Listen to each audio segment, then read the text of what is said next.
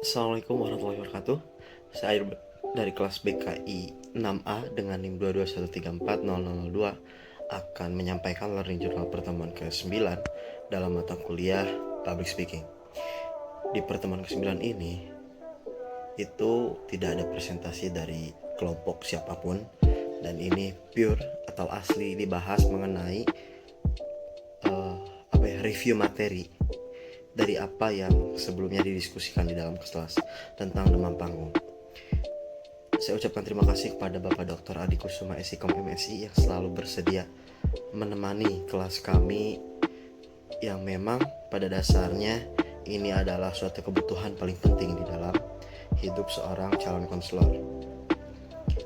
Dan juga ini adalah menjadi dasar daripada pengetahuan apa yang kita miliki sebagai calon konselor, di mana public speaking ini memang sangat berpengaruh di dalam kehidupan sehari-hari. Baik, di dalam demam panggung itu memang banyak dibahasnya.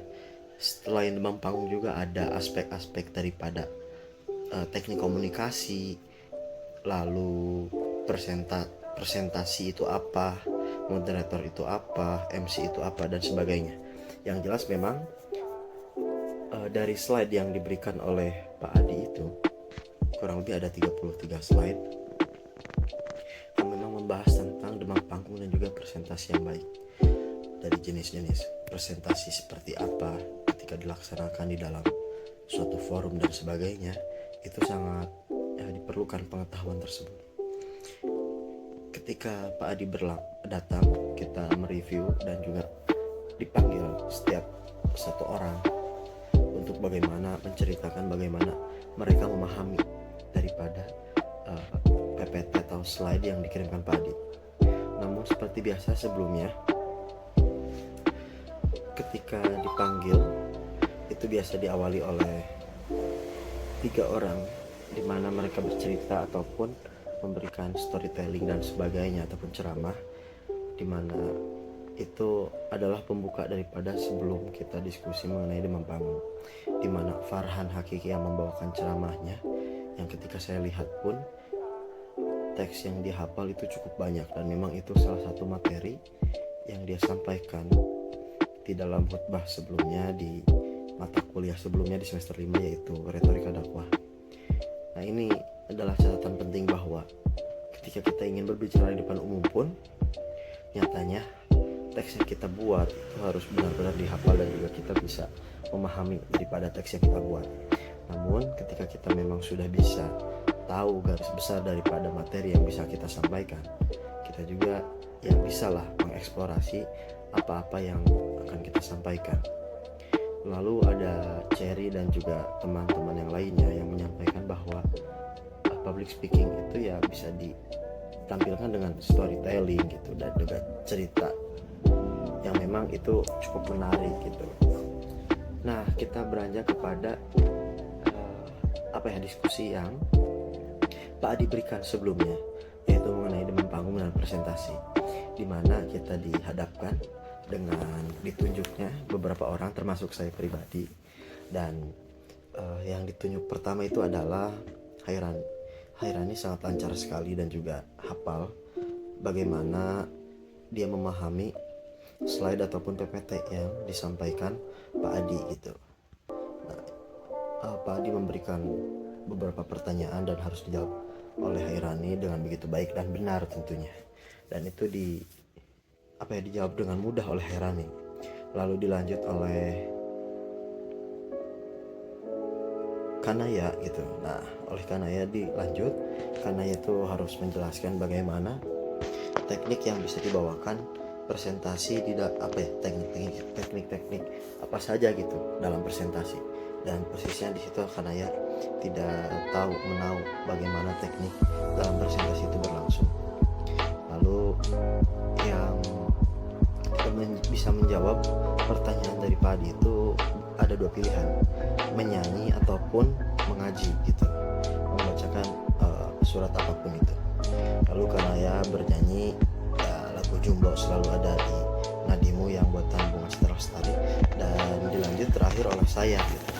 Saya harus menjelaskan apa perbedaan moderator dan MC gitu. Pada dasarnya moderator dan MC itu ya orang-orang yang memandu jalannya acara.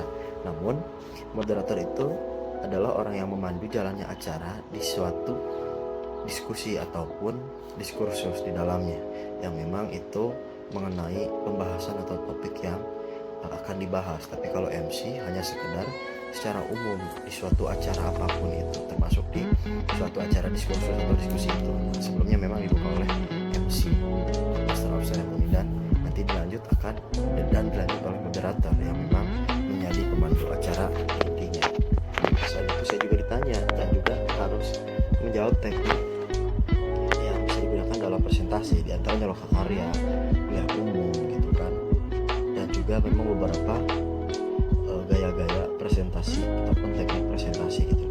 Namun saya tidak bisa menjelaskan dengan lengkap gitu ketika di dalam kelas, dan akhirnya saya diminta untuk bernyanyi gitu, dan teman-teman sangat antusias sekali karena saya orang yang selalu mungkin di belakang layar, yang selalu membuat kegaduhan, kericuhan di dalam kelas untuk mengaktifkan suasana kelas. Posisi saya hari itu ya di depan, dan saya sampai di request atau diminta untuk bernyanyi dari nyanyian yang klasik hingga modern saat ini pun ya mungkin saya bisa aja gitu, cuman ya saya nggak mau dan belum tahu gitu, belum hafal apa yang akan saya nyanyikan gitu. Dan akhirnya saya membawakan lagu Melukis Senja gitu. Setelah selesai, lalu saya duduk kembali, dan Pak juga mengatakan bahwa tidak semua orang sebetulnya bisa berani di depan, bisa ke depan.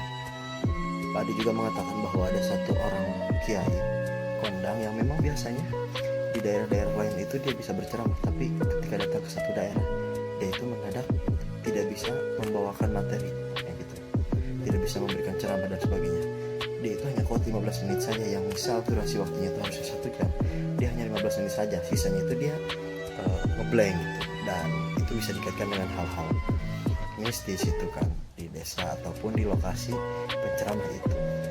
Namun ya di luar demikian, bahwa siapapun yang akan memang memberikan pemahaman, memberikan informasi, wawasan kepada orang lain, setidaknya memang ya meskipun sudah latihan, pasti akan ada hal seperti apapun itu yang memang dalam ketidaksengajaan ataupun ketidaksadaran kita itu bisa terjadi gitu. Dan kita tidak bisa menyalahkan siapapun. Dan memang ketika di dalam kelas pun ya orang-orang juga ya tidak semuanya bisa berani gitu, seperti apa yang mereka harapkan dan mereka bayangkan gitu. Jadi ya penting sekali bahwa latihan dan juga bagaimana kita memahami kondisi panggung dan audiens itu bisa menjadi dasar penting ketika penyampaian dalam public speaking. Itu saja yang bisa saya sampaikan, kurang lebihnya mohon maaf. Assalamualaikum warahmatullahi wabarakatuh.